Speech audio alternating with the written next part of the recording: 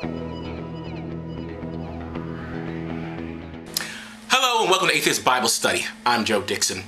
We're going to do Bible reading as usual. I got my alcoholic beverage here. I didn't bring the bottle because I didn't think it was necessary. It was the same bottle I had last week, but it's going to be just whiskey ginger ale. So I had Seagram's whiskey last time, just Seagram's whiskey again, some ginger ale. Before I do the reading, it's going to be of Judges 9, Jotham and Abimelech. Before I do that, there's something going on in the news I should probably address as an atheist and everything. There's a dude named Terry Jones. Not Monty Python, not Monty Python fame. Terry Jones was some Florida pastor, and he burned a Quran. He put it on trial, and he set it on fire.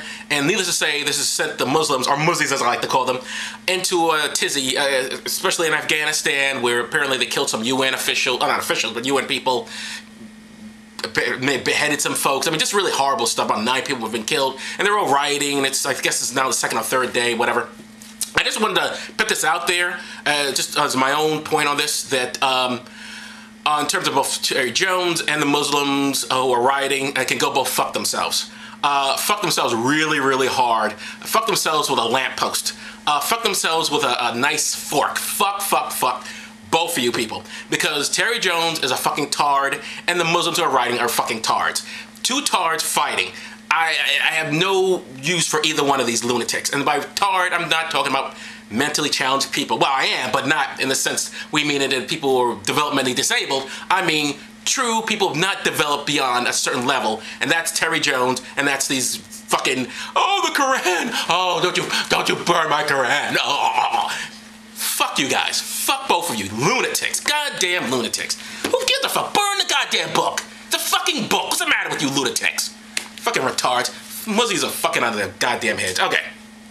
And so are Christians, and that's why we're going to read Atheist Bible Study. All right, here we go. Gideon's wives were many. And when he died, he left 70 sons, which you got to admit is a lot of fucking. One of these, Abimelech, went to his mother's people in Shashem and said to them, "Do you want all these 70 sons of Gideon to reign over you? Will you not rather it were I alone who am your near relation?"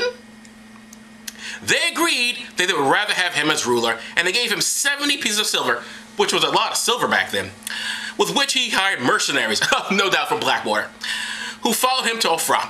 Hopefully, they will capture one of the sons and they'll have him stripped naked, and, well, that's another story. Anyway, they followed him to Ophrah. There, Abimelech slew all his brothers except Jotham, the youngest, who hid himself.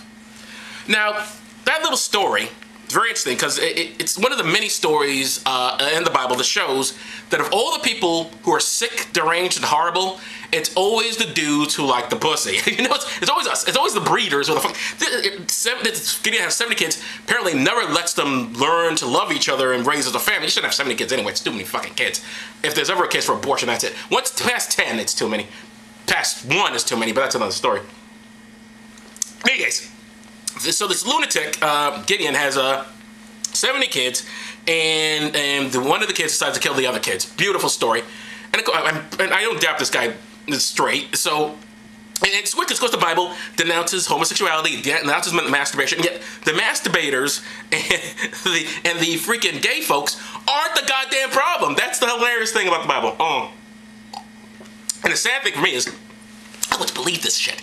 I was actually a believer. And when I gave up, when I left, when I was a Pentecostal apostolic person, Pentecostalist, when I gave that up, I decided, you know what, rather than go like, oh, what religion is this bullshit? I should get out of this. I went, no, let me find another one. That one's wrong. The others must be correct, right? So I looked at other religions, really, talk about tards. I looked at other religion, and I thought, well, maybe I'll become Catholic.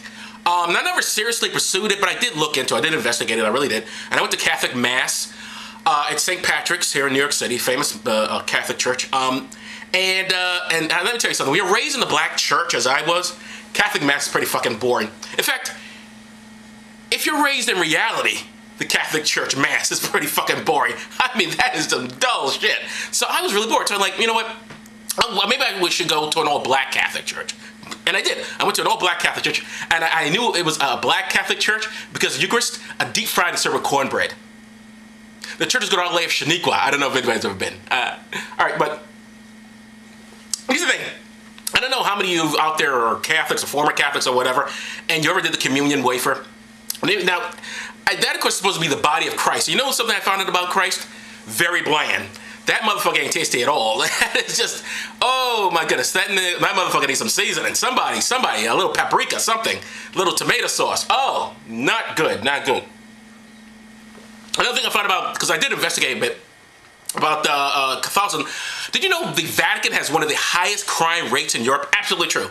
They have one of the highest crime rates in Europe because they have so many visitors to the Vatican that it brings them the crime rate. So they have visitors. If you go to the Vatican, you may suffer from a mugging or a purse snatching or Catholicism. Any one of those crimes you may be affected by. I did find out this. I did found this well, not find out, but I got into like an argument with a friend of mine about the whole pedophile priest thing. And you remember in the early part of the pedophile priest stories when they first started coming out, people were like, that's anti-Catholic. How dare you say we are molesting children. That's a dick in my hand. And I'm masturbating a child. All right, fine. We're molesting children. Fine. But it's not all of us. There's some of us. And that's the argument I got with my friend, right? Because he was saying, like, only 4% of priests worldwide have ever been accused of molesting a child. Only 4% of priests worldwide have ever been accused of molesting a child. Only 4%, Joe Dixon. I'm like, doesn't 4% sound like a lot to you? Let's try in a sense. Of all the women I've ever dated, only 4% I've killed. Better, I think 0% is what you want. Hey, Catholics, 0%. Just like for the Muzzies, 0%. If you want to prove Islam is not a violent religion, 0% rioting when someone burns a Quran. 0%. And you'll prove Islam is not a violent religion. Don't burn shit after someone burns a Quran and then go, oh, we're such a peaceful, loving religion. Because it kind of undermines you. And Catholics, keep your hands off the kids. That's what I'm saying. Anyway, I did get a favorite pope out of Catholicism. I really did. My favorite pope was Pope Formosus. He was pope from 891 to 896. And what was cool about him is he was the only pope that I know of anyway who was put on trial for being a bad pope. I'm not making that up. He actually died and they dug up his rotting corpse and put it on trial for being a bad pope. Isn't that hilarious? I love that because it tells me there are second acts in this world. And I'm hoping that after I die and maybe people start watching these videos, someone will dig up my lifeless, rotting corpse and maybe give me a job on BET or Showtime, a TV show, a reality show called Dead Black Guy. And they'll just see me rotting there in a chair somewhere. Much like now, only it'd be much faster because then I'd be dead. Anyway, now, the last Catholic church I was in was the Church of St. Mary's the Virgin, which is in Times Square, also here in New York City. And St. Mary's the Virgin, very interesting. I love that concept that her name was on the building of her sexual status. Not her name, but her sexual status is on the name of the building. St. Mary's the Virgin. Was the virgin part really necessary? Other than a word for it, how do we know this woman never took it long and hard? And what is so great about being a virgin? Anyway, it doesn't make any sense. But and how does she explain the birds and the bees to Jesus? How did that conversation take place? Mommy, where do babies come from? Well, Jesus, you see, mommies are visited by angels who tell them they're with child against their permission. Because you see, not only does God love, but he's also a rapist. Now, I know some people will reject, oh, you can't say rapist, they didn't have sex. Let me tell you something. If you know a woman and she is suddenly pregnant with your child, I can assure you, you would be charged with rape. If she doesn't remember ever having fucking you and sleeping together, but all of a sudden she's pregnant and she goes to the doctor and it turns out that you are the father of that child, you're gonna get fucking charged with rape. I'm telling you, dude. I can guarantee you would be charged with rape. And if you you're friends with another dude, right, and you find his sperm cell anywhere near your body, you're gonna charge with rape. So the fact that they didn't have sex is irrelevant. That's a rape charge right there. I'm telling you right there.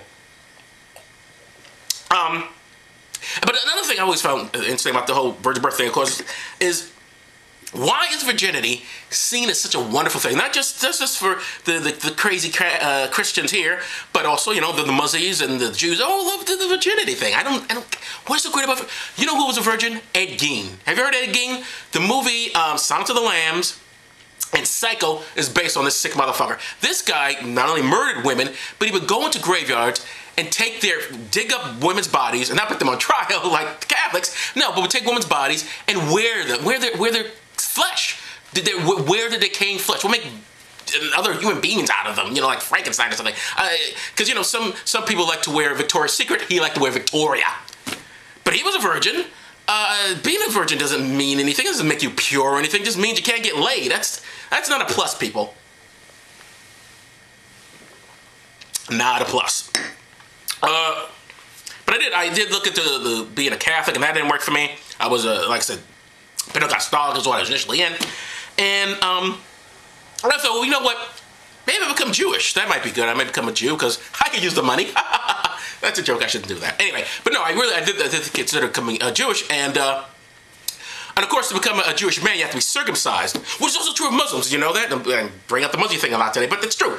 Muslims also have to be circumcised. So apparently, getting your dick cut is the only thing Jews and Muslims can agree upon.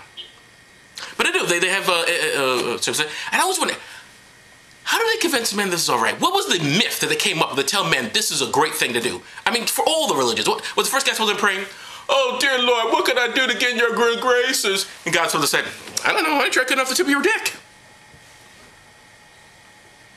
What's that guy? What do you want me to do? Just get a sharp rock and cut off the tip of your dick. I'm God. I'm the boss man around here. I want that tip off. Oh, well, okay, God. So the guy, he gets a sharp rock, gets here's the foreskin. He's like, for the rock. Ow, my dick. Oh, here's the foreskin, God. Oh, my God, this hurts. Oh my, this hurts. Here's my foreskin. And God looks down and goes like, holy shit, you crazy motherfucker. I was fucking kidding. Don't you know better to listen to me when I'm high? At least that's the way I interpret it. Anyway, I hope you enjoyed this. That's Atheist Bible Study for this week, and I'll see you next time.